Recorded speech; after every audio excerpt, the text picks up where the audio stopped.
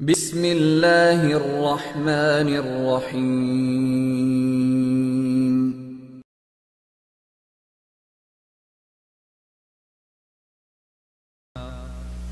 الحمد لله نحمده ونستعينه ونستغفره ونؤمن به ونتوكل عليه ونعوذ بالله من شرور أنفسنا ومن سيئات أعمالنا من يهده الله فلا مضل له ومن يضلل فلا هادي له ونشهد أن لا إله إلا الله وحده لا شريك له ونشهد أن سيدنا ومولانا محمدا عبده ورسوله أما بعد فأعوذ بالله من الشيطان الرجيم بسم الله الرحمن الرحيم إنا نحن نزلنا الذكر وإنا له لحافظون اللهم صل على محمد وعلى آل محمد كما صليت على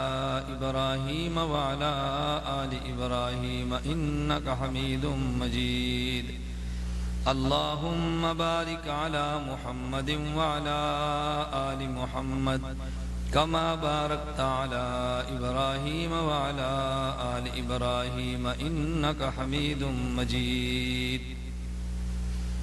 گرامی قدر سامعین، اللہ رب العزت نے قرآن کریم کو خاتم الانبیاء محمد عربی صلی اللہ علیہ وسلم کی ذات مبارک پر نازل فرمایا اور قیامت تک کے لیے قرآن کریم کو محفوظ رکھنے کا وعدہ حق جل مجدہ نے خود فرمایا۔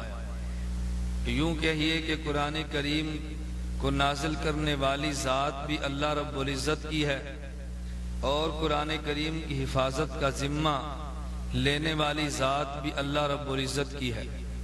قرآن کریم کے الفاظ کو بھی اللہ قیامت تک محفوظ رکھیں گے اور قیامت تک معانی اور قرآن کریم کے مطالب کو بھی اللہ رب العزت محفوظ رکھیں گے۔ اگر قرآن کے الفاظ کو کوئی بدلنا چاہے، اللہ رب العزت حفاظت کا انتظام خود فرما دیں گے۔ اگر قرآن کریم کی تفاسیر میں کوئی شخص رد و بدل کرنا چاہے، قرآن کریم کے معنی میں تحریف کرنا چاہے، اللہ رب العزت اہل حق علماء کے ذریعے قرآن کریم کی صحیح تفسیر کی حفاظت کا بندوبست بھی فرمائیں گے۔ آج تک ہوا، آئندہ بھی ہوگا انشاءاللہ العزیز۔ مختلف ادوار میں بعض حضرات نے قرآن کریم کے الفاظ پر ہاتھ صاف کرنے کی کوشش کی ہے، مگر حق جل مجدہ نے الفاظ قرآن کو محفوظ رکھا۔ اور اسی طرح قرآن کریم کی تفسیر کے نام پر قرآن کے معنی کو بدلنے کا بعض حضرات نے اگر پروگرام بنایا، اللہ رب العزت نے قرآن کریم کے معنی کی حفاظت کا ذمہ اپنے سر لے دیا اور قرآن کریم کی حفاظت کا بندوبست فرما دیا۔ آج کی نشست میں میں آپ کی خدمت میں جس عنوان پہ گفتگو کرنا چاہ رہا ہوں، یہ اس وقت میرے سامنے تفسیر احسن البیان جو اردو زبان میں تحریر کی گئی ہے، اس احسن البیان تفسیر کو غیر مقلدین کے مکتبہ دارالسلام نے شائع کیا۔ اس قرآن کریم کی تفسیر میں ترجمہ مولانا محمد جونا گڑی کا ہے، جبکہ اس پہ تفسیر حافظ صلاح الدین یوسف غیر مقلد کی ہے، جبکہ اس تفسیر پر نظر ثانی مولانا صفی الرحمن مبارک پوری صاحب کی ہے۔ قرآن کریم کا ترجمہ محمد جونا گڑی صاحب کا، قرآن کریم کی تفسیر صلاح الدین یوسف کی، اور قرآن کریم کی تفسیر پر نظر ثانی صفی الرحمن مبارک پوری صاحب کی۔ بلکہ اسی کے تفسیر کے صفحہ نمبر 5 اور صفحہ نمبر 798 پر یہ تحریر کیا گیا کہ اس کتاب کی نظر ثانی مولانا صفی الرحمن مبارک پوری صاحب نے کی ہے اور انہوں نے اس تفسیر کو لفظ بلفظ پڑھا ہے۔ اب اس تفسیر میں جو جہالتیں یا خیانتیں میں آپ حضرات کی معلومات کے لیے آپ کے علم میں لاؤں گا، میں مولانا صفی الرحمن مبارک پوری صاحب پر کوئی تنقید تو نہیں کر رہا، لیکن یہ بات کہنے میں یقیناً حق بجانب ہوں اگر انہوں نے نظر ثانی کی ہے اور لفظ بلفظ انہوں نے قرآن کریم کی تفسیر کو پڑھا ہے تو جو نہایت غلیظ قسم کی غلطیاں یا نہایت کبیح قسم کی خیانتیں اس تفسیر کے اندر آئی ہیں ان کا ذمہ دار کون ہوگا؟ بعض ایسی چیزیں ہیں کہ جن کا تعلق خالصتاً جہالت کے ساتھ ہے اور بعض خیانتیں ہیں اور بعض عبارات اس قدر غلیظ اور سخت ہیں کہ مومن اور اہل ایمان اور وہ شخص جس کے دل میں ایمانی اور مذہبی غیرت موجود ہو وہ ایک مرتبہ پڑھ کے ہل جاتا ہے اندر سے کہ یا اللہ قرآن کریم کی تفسیر میں اتنی فوش غلطیاں اور تسلسل کے ساتھ اس کے ایڈیشن پر ایڈیشن شائع کیے جا رہے ہیں، کوئی شخص ان کو تنبیہ کرنے والا نہیں کہ تم نے غلط تفسیر کی ہے، تم نے غلط مطلب بیان کیا ہے اور تم نے یہ کام کر کے اللہ کے عذاب کو دعوت دی ہے۔ خیر اس اصل بیان تفسیر کے جو مفسر اور حاشیہ لکھنے والے حافظ صلاح الدین یوسف ہیں، ان کی میں چند ایک وہ جہالتیں بیان کروں گا کہ جس کو معمولی فہم رکھنے والا شخص بھی سمجھتا ہے کہ یہ جاہلانہ بات ہے، اس کا علم سے کوئی تعلق نہیں، اور میں آخر میں کچھ خیانتیں ذکر کروں گا اور ایک دو وہ مسئلے جو غالباً خالصتاً الہات پر مشتمل ہیں ان کا تذکرہ بھی میں انشاءاللہ حوالہ جات کے ساتھ ذکر کروں گا۔ پہلے آپ بعض وہ امور ملاحظہ فرمائیں کہ جو جہالت پر مبنی ہے۔ مثال کے طور پہ اسی تفسیر احسن البیان کے صفحہ نمبر 7 پہ یہ بات تحریر کی گئی، کہتے ہیں کہ حاشیہ نویسی یا تفسیر نگاری کا یہ غایت درجہ مشکل اور نہایت جاں گداز مرحلہ 16-17 مہینے میں طے پا گیا، یعنی یہاں صفحہ 7 پہ لکھتے ہیں کہ یہ تفسیر کا کام 16 یا 17 ماہ میں مکمل ہوا، جبکہ اسی تفسیر احسن البیان کے صفحہ نمبر 798 پر اس سے بالکل الگ موقف تحریر کیا گیا اور وہاں پر وہ یوں تحریر کر رہے ہیں کہ یہ تفسیر کتنے ماہ اور کتنے دنوں میں مکمل ہوئی، ذرا صفات فرمائیں۔ کہتے ہیں الحمدللہ آج 28 رجب 1415 ہجری 1 جنوری 1995 کو صبح 9 بجے قرآن مجید کا یہ حاشیہ تکمیل پذیر ہوا، جس کا آغاز 4 فروری 1994 کو ریاض سعودی عرب میں کیا گیا تھا۔ اب اگر 4 فروری 1994 کو آغاز ہوا اور 1 جنوری 1995 کو اختتام ہوا تو یہ 11 ماہ تقریباً بنتے ہیں۔ اب یہ حاشیہ یہ اسی جگہ صفحہ 798 کو دیکھو تو اس کی مدت تقریباً 11 ماہ بنتی ہے، اگر صفحہ 7 کو دیکھو تو اس کی مدت 16 یا 17 ماہ بنتی ہے۔ اب 12 13 14 15 16 اور 17 یعنی 5 یا 6 ماہ کا فرق ہے، کوئی معمولی فرق تو نہیں۔ جو شخص اس قدر جاہل ہو اس کو یہ بھی اندازہ نہیں کہ 11 اور 16 میں کتنا فرق ہے، بتائیں وہ قرآن کریم کی کیا تفسیر ایسا شخص لکھے گا؟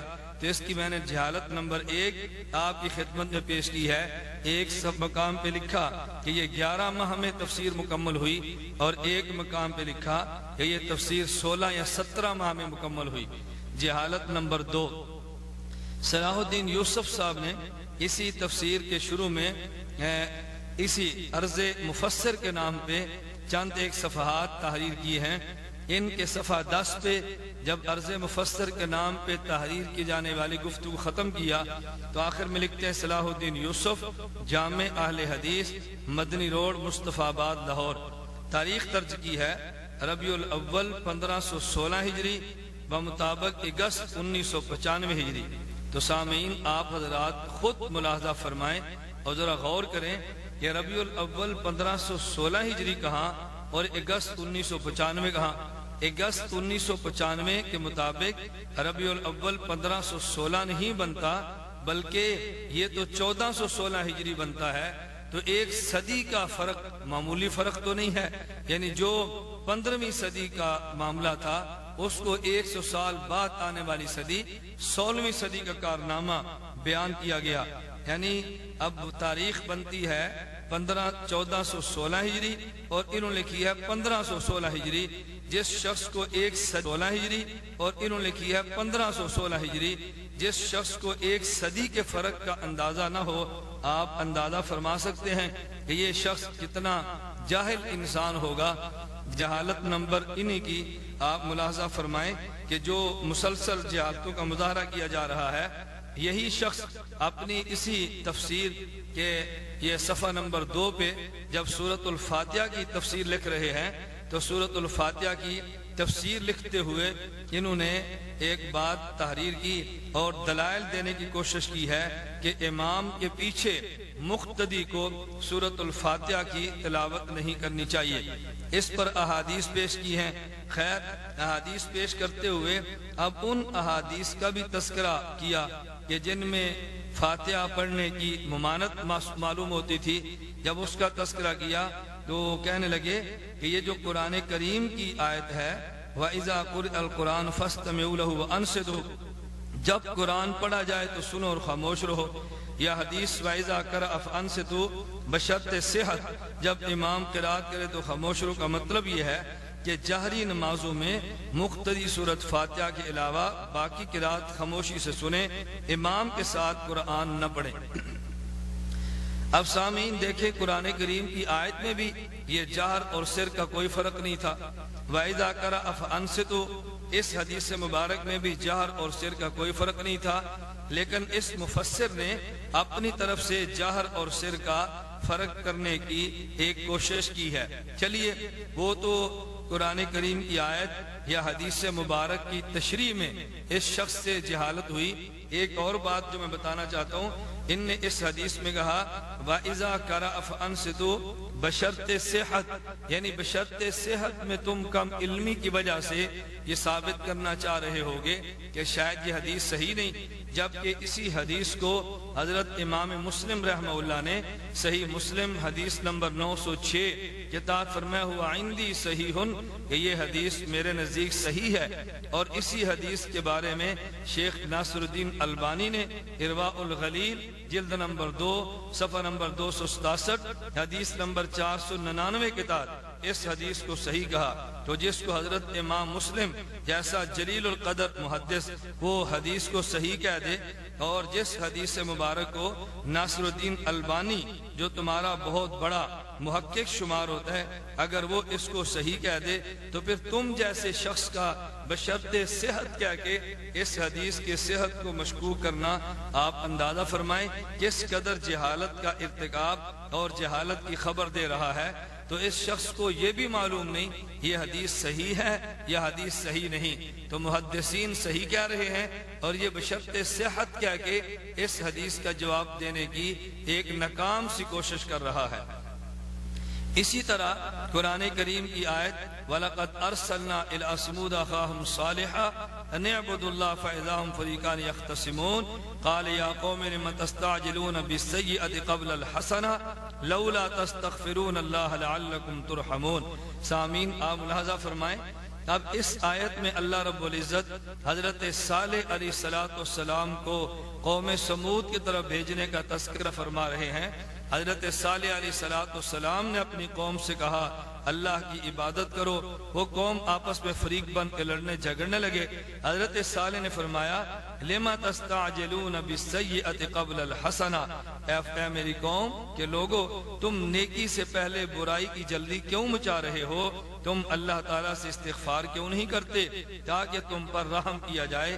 اب یہ ارشاد حضرت صالح علیہ السلام کا تھا جو حق جل مجدہ نے قرآن کریم میں نقل کیا، لیکن یہ مفسر احسن البیان اسی کے حاشیہ نمبر 7 پہ تحریر کر رہے ہیں، اسی کے حاشیہ نمبر 7 پہ تحریر یوں کر رہے ہیں، کہتے ہیں یعنی ایمان قبول کرنے کی بجائے تم کفر پر اصرار کر رہے ہو جو عذاب کا باعث ہے، علاوہ ازیں اپنے عناد و سرکشی کی وجہ سے کہتے بھی تھے کہ ہم پر عذاب لے آئے، جس کے جواب میں حضرت سمود نے یہ کہا الیاذ باللہ الیاذ باللہ حاشا وکلا، جہالت کی حد ہوتی ہے۔ حضرت صالح علیہ السلام جو اللہ کے پیغمبر تھے ان کے جملے کو حضرت صالح کی بجائے ان کی قوم سمود کا جملہ کہہ دیا. بتائیں کس قدر یہ جہالت کی بات ہے. اچھا ممکن ہے کوئی صاحب یہ کہہ دیں کہ نہیں جی یہاں پر ان سے غلطی ہو گئی اور ان نے غلطی میں یہ کہہ دیا. غلطی ایک بار ہوتی ہے یا بار بار؟ اسی تفسیر کے آگے احسن البیان صفحہ نمبر 499 کے حاشیہ نمبر 1 پر یہی مفسر دوبارہ اس جہالت کا اظہار یوں کر رہے ہیں. حضرت صالح علیہ السلام نے اپنی قوم سے جو گفتگو ہوئی تو صالح علیہ السلام نے فرمایا تمتعوا فی دارکم ثلاثۃ ایام. کہ حضرت صالح علیہ السلام کی قوم پہ جب عذاب آنے لگا تو اب حضرت صالح علیہ السلام اپنی قوم کو ارشاد فرما رہے ہیں تمتعوا فی دارکم ثلاثۃ ایام. اب اندازہ فرماؤ یہ جملہ حضرت صالح علیہ السلام کا تھا، لیکن اس مفسر نے پھر وہی بات یہاں پر بھی دہرا دی. کہتے حضرت سمود نے کہا کہ 3 دن بعد تم پر عذاب آ جائے گا. سامعین بتاؤ یہ حضرت سمود کون ہے؟ حضرت صالح علیہ السلام تو اللہ کے نبی ہیں اور سمود ان کی قوم ہے. کہتا ہے یعنی صالح کو اور اس کے گھر والوں کو قتل کر دیں گے. یہ قسمیں انہوں نے اس وقت کھائیں جب اونٹنی کے قتل کے بعد حضرت سمود نے کہا کہ 3 دن کے بعد تم پر عذاب آ جائے گا. ہاشا وکاللہ، ہاشا وکاللہ، الیاذ باللہ. کہاں نبی اور کہاں قوم سمود. اتنی بڑی غلطی. پھر یہی شخص یہاں پر نہیں بلکہ ایک اور جگہ پہ صفحہ نمبر 421 یہی سب تفسیر میں اس غلطی کو پھر دہرا رہا ہے. آدمی کا دماغ پڑتا ہے کہ یا اللہ اتنی بڑی جہالت، اتنا بڑا ظلم، اتنی بڑی غلطی، اور کوئی شخص اس کو تنبیہ کرنے والا نہیں، کوئی شخص اس کو ٹوکنے والا نہیں، کوئی اس کو بتانے والا نہیں کہ تم نے بہت بڑی یہ غلط بات لکھی ہے. تفسیر احسن البیان صفحہ 421 میں یہ قرآن کریم کی آیت فَلْيَأْتِنَا بِآیَةٍ كَمَا أُرْسِلَ الْأَوَّلُونَ، یہ سورۃ الانبیاء آیت نمبر 5 اس کے حاشیہ 7 کے تحت لکھتے ہیں جس طرح سمود کے لیے اونٹنی، موسیٰ کے لیے عصا اور ید بیضا وغیرہ، یعنی قوم اپنے نبی سے کہہ رہی ہے فَلْيَأْتِنَا بِآیَةٍ كَمَا أُرْسِلَ الْأَوَّلُونَ، ورنہ ہمارے سامنے یہ کوئی ایسی نشانی لاتے جیسے کہ اگلے پیغمبر بھیجے گئے تھے. یعنی قرآن کہہ رہا ہے قوم نے مطالبہ اپنے پیغمبر سے کیا کہ تم ایسے آیت، ایسے نشانی اور معجزہ لے کر آؤ جیسے اور انبیاء کو رب نے معجزات دے کر بھیجے. اب اس نے کیا کہہ دیا؟ کہتا ہے جس طرح موسیٰ علیہ السلام کے لیے عصا معجزہ تھا، حضرت موسیٰ علیہ السلام کے لیے ید بیضا یہ معجزہ تھا، تو اسی طرح کہتا ہے سمود کے لیے الیاذ باللہ، یعنی جس طرح سمود کے لیے اونٹنی، موسیٰ کے لیے عصا، تو یہاں حضرت موسیٰ علیہ السلام کو بطور پیغمبر کے اور اس کے مقابلے میں سمود کو کیا تم نے بطور پیغمبر کو نقل کیا؟ اور یہی قوم سمود جن کے بارے میں حق جل مجدہ سورۃ ہود کی آیت نمبر 68 کے تحت بڑی وضاحت کے ساتھ آج سورہ ہود کی آیت نمبر 68 میں اللہ رب العزت فرما رہے ہیں الا ان سمود کفروا ربہم الا بعدا لسمود. قوم سمود نے کفر کیا، یہ سمود تو کافر تھے.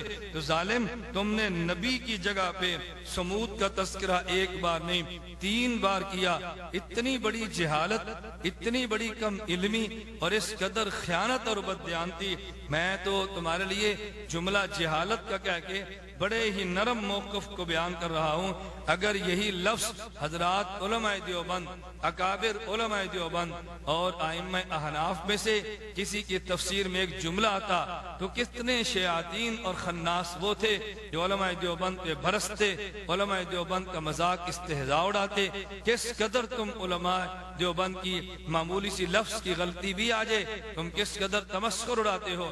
لیکن ہے کوئی معراج ربانی یا توصیف الرحمن یا کوئی اس قسم کا اور ایسا شخص جو کم از کم اس تفسیر پر بھی تبصرہ کرتا؟ یہ اتنی بڑی غلطی کو ایک دو مرتبہ نہیں بلکہ مسلسل شائع کیا جا رہا ہے. یہ مسلسل اتنی بڑی غلطی شائع ہو رہی ہے لیکن کوئی شخص بھی روک ٹوک کرنے والا نہیں ہے. اسی طرح اس کی آپ جہالت کا مظاہرہ فرمائیں۔ یہی تفسیر احسن البیان صفحہ نمبر 630 کے حاشیہ نمبر 6 پہ اب یہ جملہ کیا کہتے ہیں؟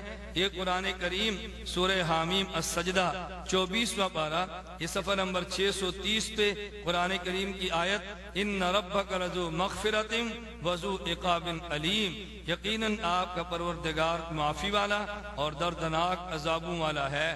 اس آیت کی تفسیر کے تحت لکھتے ہیں ان کے لیے جو کافر اور اللہ کے پیغمبروں کے دشمن ہیں، یہ آیت بھی کے لیے جو کافر اور اللہ کے پیغمبروں کے دشمن ہیں، یہ آیت بھی سورہ نمل کی آیت نبئ عبادی انی انا الغفور الرحیم وان عذابی هو العذاب العلیم وان عذابی هو العذاب العلیم کی طرح ہے۔ ارے جاہل آدمی، یہ جو آیت تم نے پڑھی ہے نبئ عبادی، کیا یہ سورۃ نمل کی آیت ہے؟ یہ سورہ حجر کی آیت نمبر 49 اور 50 ہیں۔ تو سورہ نمل کی سورہ حجر کی آیت کو سورہ نمل کی آیت کہنا، میرے معزز اور محترم سامعین آپ حضرات فرمائیں کہ کس قدر یہ جہالت کی بات ہے اور کس قدر اس شخص کی یہ دین سے دوری کی بات ہے اور کس قدر قرآن کریم سے عدم تعلق کی بات ہے۔ اس کو یہی معلوم نہیں کہ یہ آیت کس تفسیر، یہ آیت کس سورت کی ہے، آیا سورہ نمل کی ہے یا یہ آیت سورہ نمل کی بجائے کہ کسی اور سورت کی ہے۔ اللہ رب العزت ہمیں ان کی جہالتوں سے محفوظ رکھے، حق جل مجدہ ہمیں بات سمجھنے کی توفیق عطا فرمائے۔ تو میں نے جو آپ کی خدمت میں گزارش کی ہے وہ یہ بتانے کے لیے کہ ایک اتنا بڑا جاہل آدمی جب قرآن کریم کی تفسیر لکھے گا تو بتائیں وہ کس قدر قرآن کریم میں غلطیاں کرے گا۔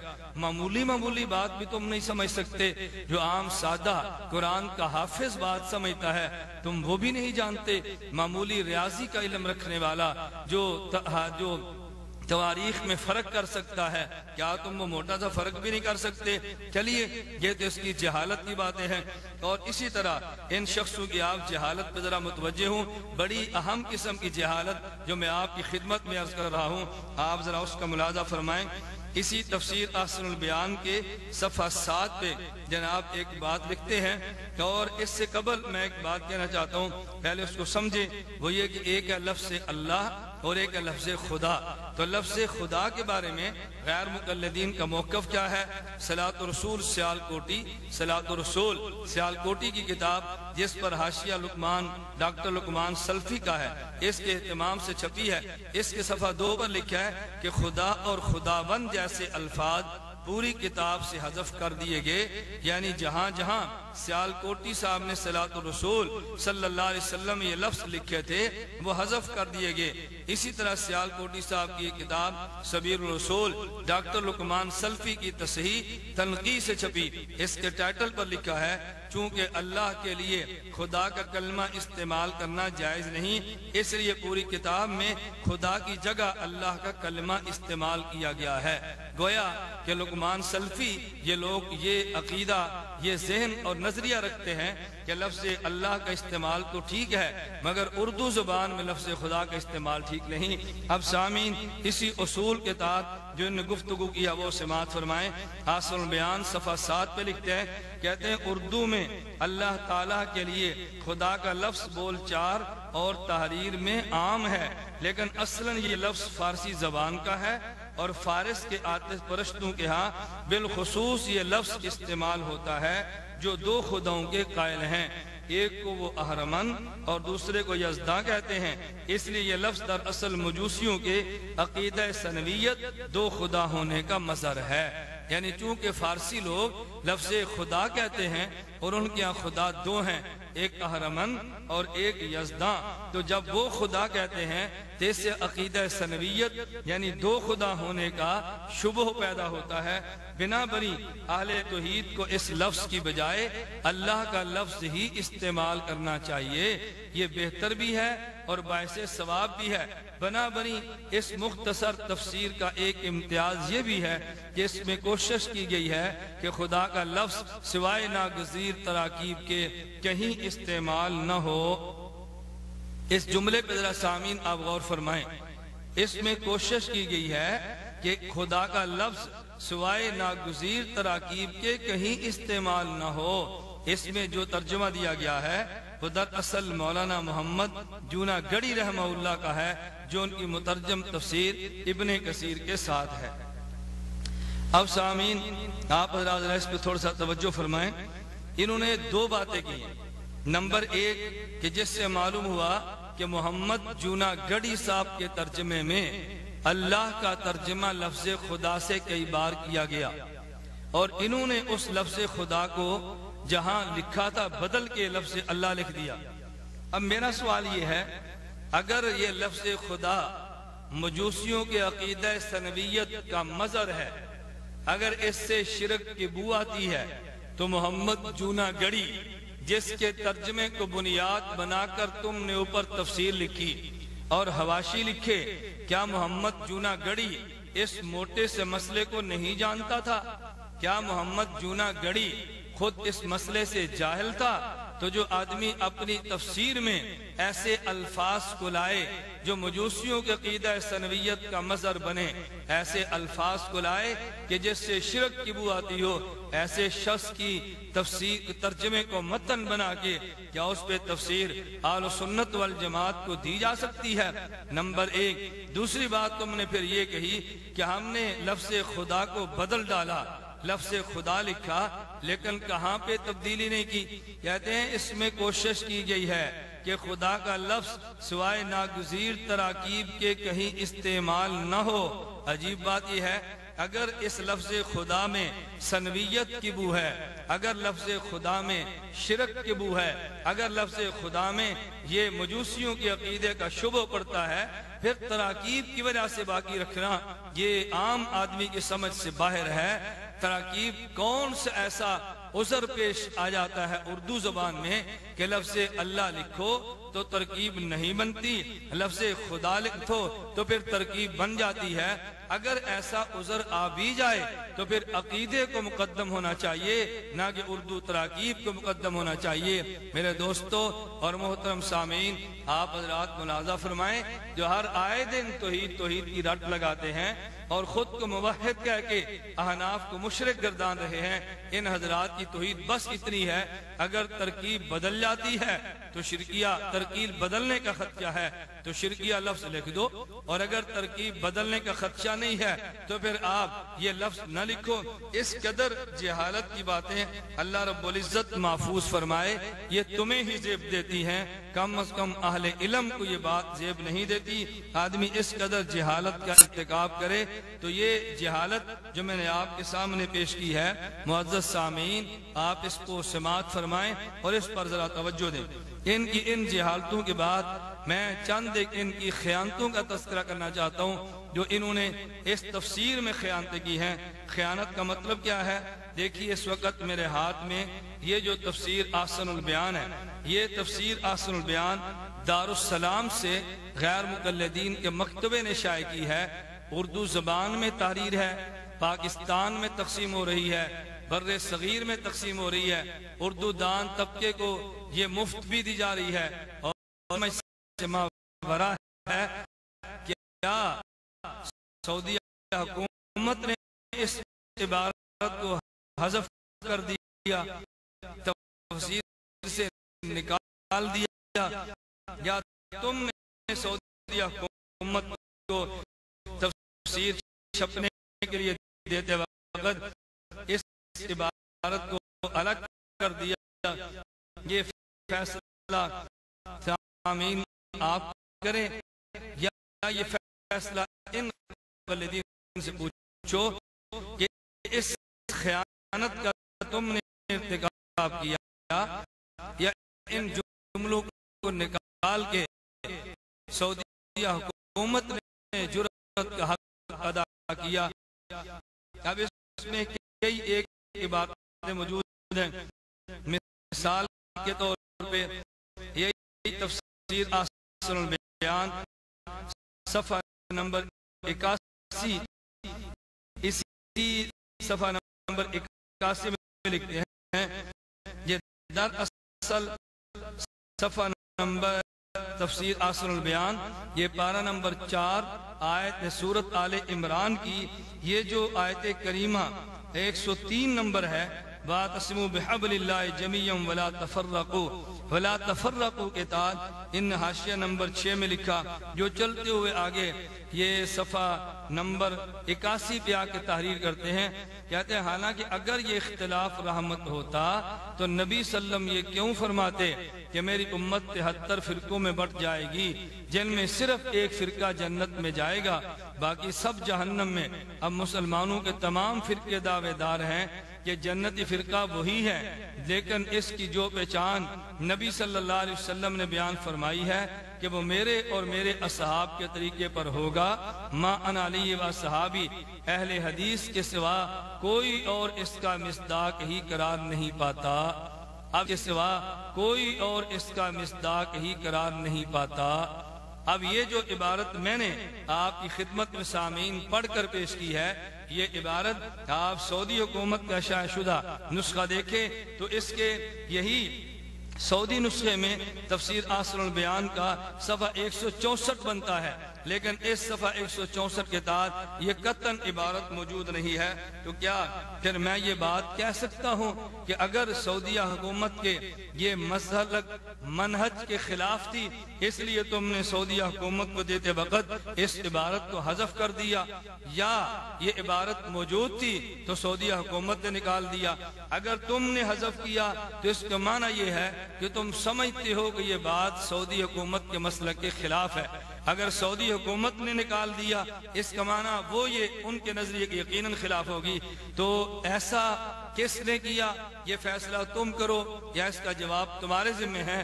میں یہی سمجھتا ہوں کہ تم لوگوں نے اس کو نکال کر سعودی حکومت کے حوالے کیا، اس کی وجہ سعودی حکومت کا قطعاً یہ مسلک نہیں ہے کہ تم جیسے اہل حدیث لوگ ہی جنتی فرقہ ہیں اور باقی جہنمی فرقہ ہیں۔ کیوں؟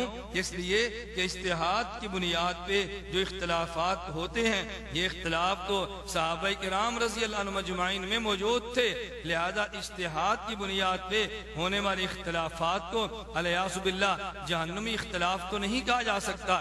اس لیے یقیناً تم نے بددیانتی کی ہے کہ جو تحریر موجود تھی تم نے سعودیہ حکومت کو دی ہے تو تم نے اسے نکال دی ہے۔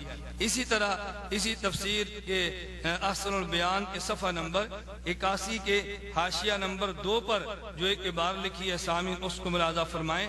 قرآن کریم کی آیت یوم تبیض وجوہ و تسود وجوہ، پارہ نمبر 4 سورہ آل عمران آیت نمبر 106 کہ بعض چہرے جس دن سفید ہوں گے اور بعض سیاہ چہرے والوں سے کہا جائے گا۔ یہ آگے قرآن کریم کی آیات چل رہی ہیں۔ اس کے تحت لکھتے ہیں کہ حضرت ابن عباس رضی اللہ عنہما نے اس سے اہل سنت والجماعت اور اہل بدعت و افتراق مراد لیے ہیں، یعنی جن کے چہرے قیامت کے دن سفید ہوں گے یہ وہ لوگ ہیں جو اہل سنت والجماعت ہیں، اور جن کے چہرے سیاہ ہوں گے یہ وہ لوگ ہیں جو اہل بدعت اور اہل افتراق ہیں۔ اب اگلی جو عبارت لکھی کہتا ہے جس سے معلوم ہوا کہ اسلام وہی ہے جس پر اہل سنت والجماعت عمل پیرا ہیں اور اس کے مصداق کامل صرف اہل حدیث ہیں، اس کے مصداق کامل صرف اہل حدیث ہیں۔ یہی میرے ہاتھ میں تفسیر آسر البیان جو سعودیہ سے چھپی ہے اس کے نسخہ کے صفحہ 164 پر یہ عبارت ابن عباس رضی اللہ عنہما والی موجود ہے، لیکن اگلی عبارت کہ جس سے معلوم ہوا کہ اسلام وہی ہے جس پر اہل سنت والجماعت عمل پیرا ہیں اور اس کے مصداق کامل صرف اہل حدیث ہیں، یہ جملہ سعودیہ سے چھپنے والی تفسیر میں موجود نہیں۔ کیوں؟ اس لیے کہ سعودیہ حکومت والے قطعاً احناف، مالکیہ، شوافی اور حنابلہ ان کو اہل سنت والجماعت سے خارج قرار نہیں دیتے، بلکہ ان فرقوں کو اہل سنت والجماعت کے ناجی فرقوں میں شمار کیا جاتا ہے۔ اب اگر اس عبارت کو رکھ لیا جاتا تو یقیناً یہ سعودی حکومت کے مسلک، سعودی حکومت کے مشرب کے خلاف تھی، اس لیے اس عبارت کو یہاں سے حذف کر دیا گیا، کیونکہ اس قدر بددیانتی کا مظاہرہ کرتے ہوئے تم نے سعودی حکومت کے ساتھ بھی دغا بازی کرنے سے کام نہیں لیا۔ اللہ رب العزت حفاظت فرمائے کہ اس قدر یہ بددیانتی اور خیانت اور بے باکی اور یہ دین کے معاملے میں جرأت کی بات ہے۔ تفسیر آسر البیان صفحہ نمبر 113 حاشیہ نمبر 4 میں یہ پارہ نمبر 5 سورۃ النساء اس قرآن کریم سورہ پارہ نمبر 5 اور سورۃ النساء اس کی آیت نمبر 64 کے تحت جو حاشیہ لکھا وہ ملاحظہ فرمائیں. وما ارسلنا من رسول الا ليطاع باذن الله ولو انهم اذ ظلموا انفسهم جاءوك فاستغفروا الله واستغفر لهم الرسول لوجدوا الله توابا رحیما. اللہ رب العزت ارشاد فرما رہے ہیں میں نے پیغمبر اس لیے بھیجا کہ لوگ پیغمبر کی اطاعت اللہ کے حکم سے کریں. پیغمبر کی اطاعت اللہ کے حکم سے کی جائے. اگر وہ لوگ کوئی جرم کر لیں، اپنی جانوں پر ظلم کر لیں، نبی کے پاس آئیں، اللہ سے معافی مانگیں اور رسول صلی اللہ علیہ وسلم بھی ان کے لیے معافی مانگیں تو وہ یقیناً اللہ تعالیٰ کو معاف کرنے والا اور مہربان پائیں گے. اس آیت کے تحت یعنی لکھا ظاہر بات ہے کہ اپنے پس منظر کے لحاظ سے بھی اور الفاظ کے اعتبار سے بھی اس ہدایت کا تعلق صرف آپ صلی اللہ علیہ وسلم کی زندگی سے تھا. لیکن بعض لوگ کہتے ہیں کہ آج بھی روزہ نبوی پر استغفار کی حاضری ایسی ہی ہے جیسے آپ کی زندگی میں تھی. انا للہ و انا الیہ راجعون تف ہے ایسے فہم قرآن پر اور 1000 بار توبہ ہے ایسی تفسیر قرآن سے. عجیب بات ہے، اگر یہ موقف جو تم نے بیان کیا کہ نبی کریم صلی اللہ علیہ وسلم کی جس طرح دنیا والی زندگی میں پیغمبر سے جا کے استغفار کی درخواست کرائی جا سکتی تھی اور آج نبی پاک صلی اللہ علیہ وسلم کے روضہ مبارک پہ جا کے استغفار کی درخواست کرنا غلط ہے، تو یہ جو تم نے اس موقف کی تردید کی ہے، یہ جب سعودیہ حکومت کو چھپنے کے لیے تفسیر دی ہے اس میں تم نے کیوں حذف کیا؟ تفسیر احسن البیان جو سعودی حکومت کا نسخہ ہے اس کے صفحہ نمبر 233 پر یہ ساری عبارت موجود ہے، لیکن وہاں پر یہ جملے قطعاً موجود نہیں، جس سے معلوم ہوا کہ یہ نظریہ جو تم نے بیان کیا سعودیہ حکومت کے مسلک کے خلاف تھا، تم نے حذف کر لیا. سامعین میں آج بھی آپ کو دعوت دیتا ہوں، اللہ رب العزت آپ کو مدینہ منورہ نبی کریم صلی اللہ علیہ وسلم کی قبر مبارک تک اگر جانے کی توفیق عطا فرمائے. آپ مسجد نبی میں اگر تشریف لے جائیں، رسول اکرم صلی اللہ علیہ وسلم کے روضہ مبارک پر حاضری کا موقع ملے، میں سامعین سے بھی کہوں گا اور غیر مقلدین سے بھی کہوں گا، خصوصاً اگر میری یہ کیسٹ اور میری یہ گفتگو حافظ صلاح الدین یوسف صاحب تک پہنچے تو ان کو بھی چاہیے نبی کریم صلی اللہ علیہ وسلم کے روضے پر تشریف لائیں اور نبی کریم صلی اللہ علیہ وسلم کے روضہ مبارک سے قبلے کی جانب آپ کھڑے ہوں تو رسول اکرم صلی اللہ علیہ وسلم کا مواجہہ شریف، اس کے بعد ایک قبلہ روضہ مبارک کا ایک ستون ہے، اس کے بعد پھر وہ سوراخ جہاں پر قبر مبارک حضرت خلیفۃ رسول اللہ صلی اللہ علیہ وسلم سیدنا ابو بکر صدیق رضی اللہ عنہ کی ہے، اس کے بعد پھر ایک ستون ہے، اس ستون کے بعد پھر وہ سوراخ ہے کہ جس میں اندر سے قبر نظر آتی ہے امیر المومنین حضرت عمر بن خطاب رضی اللہ عنہ کی. تو سامعین میں آپ کو دعوت دیتا ہوں آپ تشریف لائیں اور وہاں جا کر خود آنکھوں سے ملاحظہ کریں. صلاح الدین یوسف صاحب بھی جائیں اور جا کر خود دیکھیں وہاں جو 2 ستون ہیں، اگر آپ قبلے کی طرف پشت کر کے نبی پاک صلی اللہ علیہ وسلم کے روضے کی طرف منہ کر کے کھڑے ہوں گے تو وہ ستون جو آپ کے دائیں جانب آئے گا نبی کریم صلی اللہ علیہ وسلم کے اقدام عالیہ کی طرف ہوگا. اس ستون پہ شعر لکھا ہوا ہے، اس ستون پر ایک شعر درج ہے، اور وہ ستون جو آپ کے بائیں طرف آئے گا اس ستون پر دوسرا شعر درج ہے. وہ شعر وہ ایک واقعے کے تحت درج ہے. مفسرین نے ایک واقعہ اپنی تفاسیر میں نقل کیا ہے اور یہ واقعہ حضرت امام نووی رحمہ اللہ نے کتاب المناسک کے اندر بھی بیان کیا ہے. ایک عاشق رسول صلی اللہ علیہ وسلم حضور اکرم صلی اللہ علیہ وسلم کی قبر مبارک پہ آئے اور انہوں نے آ کے رسول اکرم صلی اللہ علیہ وسلم کو سلام عرض کیا، پھر قرآن کریم کی یہ آیت پڑھی اور پھر اس آیت سے استدلال کرتے ہوئے انہوں نے عرض کیا کہ یا رسول اللہ میں بھی اللہ پاک سے گناہوں کی معافی مانگتا ہوں، آپ بھی میرے گناہوں کی معافی اللہ پاک سے مانگیں. نبی کریم صلی اللہ علیہ وسلم کی قبر پہ حاضر یہ جملہ کہا اور پھر حضور اکرم صلی اللہ علیہ وسلم کے قبر مبارک پہ انہوں نے یہ اشعار پڑھے. یہ 2 اشعار آج بھی ان ستونوں پر درج ہیں. انہوں نے کہا یا خیر ما دفنت بالقاء اعظمہ فتاب من طیبہن من القاء والاکم نفس الفداء لقبر انت ساکنہ فیہ الجود والعفاف والکرم. یہ آج بھی اشعار درج ہیں. انہوں نے کہا یا خیر من دفنت بالقاء اعظمہ، ہے وہ شخص جو ان تمام ذاتوں سے بہتر ہے کہ جو مدفون ہے زمین میں. یا خیر من دفنت بالقاء اعظمہ، یا خیر من دفنت بالقاء اعظمہ. آگے انہوں نے کہا یا خیر من دفنت بالقاء اعظمہ، اے وہ ذات جو ان تمام سے بہتر ہے کہ جو ان جگہوں پہ آج مدفون ہے. فطاب من طیبہن من القاء والاکم، اس قبر مبارک کی برکت سے آج دیکھیں خوشبوئیں مہک رہی ہیں، جہان معطر ہو رہے ہیں. نفس الفداء لقبر انت ساکنہ، میری جان قربان اس قبر پہ جس میں آپ تشریف فرما ہیں، آپ سکونت پذیر ہیں. فیہ الجود والعفاف والکرم، اس میں جود، عفاف اور سخاوت بھی ہے.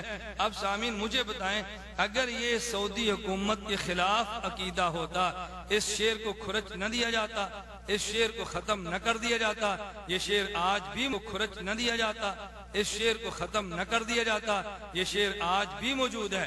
اور مفسرین نے اس آیت کے تحت یہ واقعہ بھی بیان کیا ہے. میں ہی گزارش کر رہا ہوں کہ اگر یہ نظریہ جس کی تردید تم نے کی ہے، اگر سعودی حکومت بھی تردید کرتی تو تمہیں کیا ضرورت پیش آئی تھی کہ تم سعودی حکومت کو جب چھاپنے کے لیے احسن البیان دیتے اسے حذف کر دیتے، یا تم نے حذف کیا ان کو دیا، یا انہوں نے اس کو نکال دیا کہ یہ ان کے نظریے کے مطابق تحریر نہیں تھی. اللہ ہمیں بات سمجھنے کی توفیق عطا فرمائے. اور اسی تفسیر احسن البیان کے صفحہ نمبر 129 حاشیہ نمبر 4، یہ جو دارالسلام سے چھپا ہے، اس میں سورہ پارہ نمبر 5 اور سورۃ النساء، پارہ نمبر 5 اور سورۃ النساء آیت کریمہ انکم اذم مثلہم ان اللہ جامع المنافقین والکافرین فی جہنم جمیعا. اللہ رب العزت اس آیت کریمہ میں نبی کریم صلی اللہ علیہ وسلم پہ جو قرآن کریم اتارا، اس آیت کریمہ میں ایک مسئلہ ارشاد فرما رہے ہیں کہ جب تم اللہ کی آیات کے ساتھ کفر ہوتا ہوا سنو، اس کا مذاق اڑاتا ہوا سنو، پھر وہاں ان کے ساتھ نہ بیٹھو یہاں تک کہ وہ لوگ کسی اور بات کے اندر مشغول نہ ہو جائیں. اگر تم بیٹھے رہو گے پھر تم بھی ان جیسے بن جاؤ گے. اس کے تحت حاشیے میں لکھتے ہیں، امام شوکانی فرماتے ہیں کہ انہی میں درس و تدریس کے وہ حلقے بھی آ جاتے ہیں جہاں تقلیدی آراء کے مقابلے میں قرآن اور حدیث نبوی کا رد اور اس کا استہزاء کیا جاتا ہے. بہرحال اس قسم کی تمام مذکورہ مجالس میں شرکت سخت گناہ ہے. میرے معزز سامعین، یہی عبارت جب سعودی نسخہ صفحہ 265 پر یہ تفسیر موجود ہے، وہاں اس جملے کو حذف کر دیا گیا، وہاں یہ جملہ موجود نہیں ہے. کیوں؟ اس لیے کہ ان کے علم میں ہے سعودی حکومت ائمہ اربعہ کے مقلدین کے بارے میں اس غلط فہمی کو قطعاً قبول کرنے کے لیے تیار نہیں ہے. وہ چاروں مسالک کو ترجیح دیتی ہے اور چاروں مسالک کے علماء کو تسلیم کرتی ہے. چاروں ائمہ کے مقلدین کے ساتھ پیار اور محبت کا معاملہ فرما رہے ہیں. اگر نا یقین ہے، اب تو بحمد اللہ تعالی سعودیہ حکومت میں باقاعدہ ہیئت کبار العلماء میں اس بالکل حنفی، شافی اور مالکی، حنبلی چاروں مسلک کے علماء کو نمائندگی دی گئی ہے، اور اس میں کوئی ایک بھی غیر مقلد نہیں کہ جس کو نمائندگی دی گئی ہو. چاروں مسالک کے علماء کو نمائندگی دینا اس بات کی دلیل ہے کہ سعودیہ حکومت کے ہاں مقلدین کی عزت احترام ہے. یہ تقلیدی آراء کو تسلیم کرتے ہیں. یوں نہیں کہ تمہاری طرح سعودیہ حکومت بھی مقلدین کے خلاف وہی لہجہ رکھتی ہو جو لہجہ تم رکھتے ہو. خیر، تفسیر احسن البیان صفحہ نمبر 266 حاشیہ نمبر 2 پہ لکھا ہے، یہ پارہ نمبر 11 سورہ توبہ، پارہ نمبر 11 اور سورہ توبہ، لا تقم فیہ ابدا لمسجد اسس علی التقوی من اول یوم احق ان تقوم فیہ. یہاں تذکرہ کیا گیا پہلے مسجد زرار کا کہ وہ مسجد جو منافقین نے مدینہ منورہ میں اس غرض سے بنائی کہ وہاں مسلمانوں میں انتشار اور تفریق کا بیج ڈالیں اور مسلمانوں میں اختلافات پیدا کریں. اللہ رب العزت نے فرمایا میرے پیغمبر اس مسجد میں آپ کبھی کھڑے نہ ہوں. اس آیت کے تحت لکھتے ہیں، اس سے علماء نے استدلال کیا ہے کہ جو مسجد اللہ کی عبادت کی بجائے مسلمانوں کے درمیان تفریق پیدا کرنے کی غرض سے بنائی جائے وہ مسجد زرار ہے، اس کو ڈھا دیا جائے تاکہ مسلمانوں میں تفریق و انتشار پیدا نہ ہو۔ لیکن اس امت مسلمہ میں ایسے ظالم بھی پیدا ہوئے جنہوں نے تفریق کی بنیاد پر نئی نئی مسجدیں ہی نہیں بنائی بلکہ خود خانہ کعبہ کے اندر 4 مصلے قائم کر کے مسلمانوں کو 4 ٹکڑوں میں تقسیم کیے رکھا۔ فَإِنَّا لِلَّهِ وَإِنَّا إِلَيْهِ راجعون۔ اللہ تعالیٰ مغفرت فرمائے سلطان عبدالعزیز رحمہ اللہ فرما روائے نجد و حجاز کی، جنہوں نے خانہ کعبہ سے اس بدعت اور تفریق کا خاتمہ کر دیا اور مسلمانوں کو کلمہ واحدہ پر جمع کیا، رحمہ اللہ رحمت واسعہ۔ گرامی قدر سامعین، یہ جو عبارت ان نے یہاں درج کی ہے وہی تفسیر احسن البیان جو سعودیہ حکومت سے شائع ہوئی ہے، اس کے صفحہ نمبر 549 پہ اسی آیت کی تفسیر موجود ہے، لیکن وہاں پہ قطعاً یہ عبارت موجود نہیں ہے۔ میں معزز سامعین آپ کی خدمت میں گزارش کرنا ضروری سمجھتا ہوں کہ 4 مصلے کا بچ جانا یہ قوم میں تفریق نہیں ہے، اور اگر یہ کہا جائے کہ یہ تفریق پر ہے، اللہ محفوظ فرمائے، تو تم نے کتنا غلط جملہ کہا، تم نے کتنا بڑا حملہ کیا۔ کیا اے مفسر تم نے غور کیا کہ تم نے کتنی بڑی غلط بات کی ہے؟ یعنی وہ مسجد کہ جس میں مسلمانوں میں تفریق ڈالنے کے لیے لوگ جمع ہوں، قرآن تو کہہ رہا تھا کہ جس کی بنیاد یہ ہو اس مسجد کو گرا دیا جائے، الیاذ باللہ الیاذ باللہ۔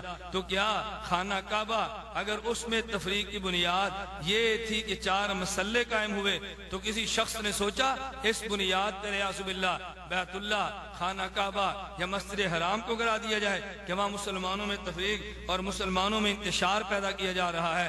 آج تک کسی نے جملہ نہیں کہا سوائے تمہارے، تم نے کتنی غلط بات کہہ دی ہے۔ اور عجیب بات یہ ہے کہ جب حرم میں مصلے 4 تھے تو مقلدین تھے، آج مصلی 1 ہے تب بھی مقلدین ہیں۔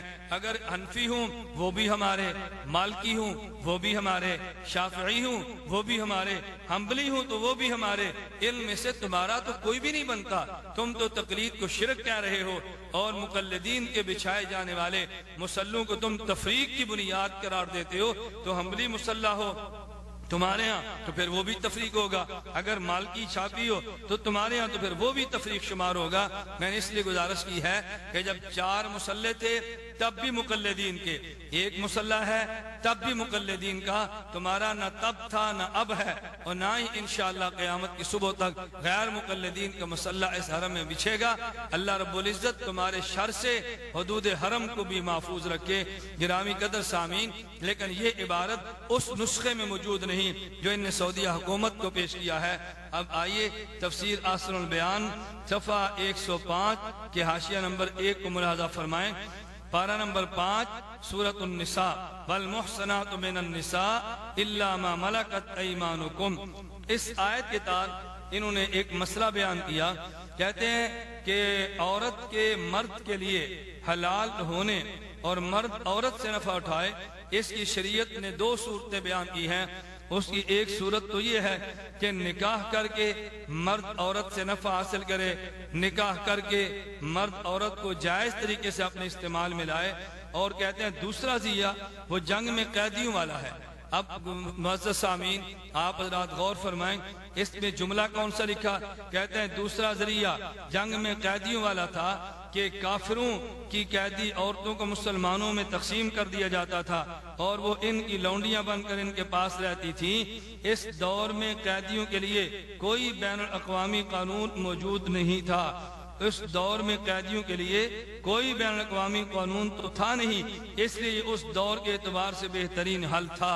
الیاذ باللہ، اتنا بڑا الہاد، اتنا بڑا جرم، شریعت کے قانون پہ اعتراض، یعنی یوں کہنا چاہتے ہیں کہ چونکہ اس وقت بین الاقوامی قانون موجود نہیں تھا، اس لیے شریعت نے کافر عورت کو بطور لونڈی مسلمان مرد کے حرم میں رکھنے کی اجازت دی۔ تو کیا اگر کوئی بین الاقوامی قانون آ جائے تو پھر شریعت کے حکم کو بدل دیا جائے گا؟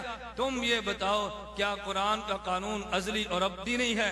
کیا قرآن کا قانون قیامت تک کے لیے نہیں ہے؟ کیا قرآنی قانون عالمگیر نہیں ہے؟ کیا قرآنی قانون دنیا بھر میں ہر خطے میں بسنے والے مسلمان کے لیے نہیں ہے؟ پھر بین الاقوامی قانون کے ہونے کا مطلب کیا ہوا؟ کیا تم یہ تاثر دینا چاہتے ہو کہ قانون اس وقت ہے جب بین الاقوامی قانون موجود نہ ہو؟ اگر بین الاقوامی قانون آ جائے پھر قرآن کے حکم کو ختم کر دیا جائے گا۔ اور یہی وجہ، چونکہ تمہارے علم میں تھا یہ تم نے جرم کیا، تمہارے علم میں تھا تم نے یہ بات غلط تحریر کی ہے، تمہارے علم میں تھا یہ جملہ الہات پر مبنی ہے، اس لیے جب یہی تم نے تفسیر چھپنے کے لیے تفسیر احسن البیان تم نے سعودی حکومت کو دی ہے، اسی تو حکومت کو دی جانے والے اس کے 215 پہ یہ تفسیر موجود ہے، لیکن اس میں قطعاً وہ مسئلہ قطعاً وہ جملہ موجود نہیں۔ کہتے ہیں اس لیے یہ اس دور کے اعتبار سے بہترین حل تھا، یہ جملہ حذف کر کے تم نے سعودی حکومت کے حوالے تفسیر کو کیا۔ تمہیں بہت خوبی معلوم ہے کہ چونکہ یہ جملہ الہات پر مبنی ہے، جو سعودیہ مسلمان حکومت کے لیے قطعاً قابل قبول نہیں ہے۔ گرامی قدر سامعین، میں نے آج کی نشست میں ان کی خیانتیں اور ان کی بددیانتیں آپ کے سامنے رکھی ہیں۔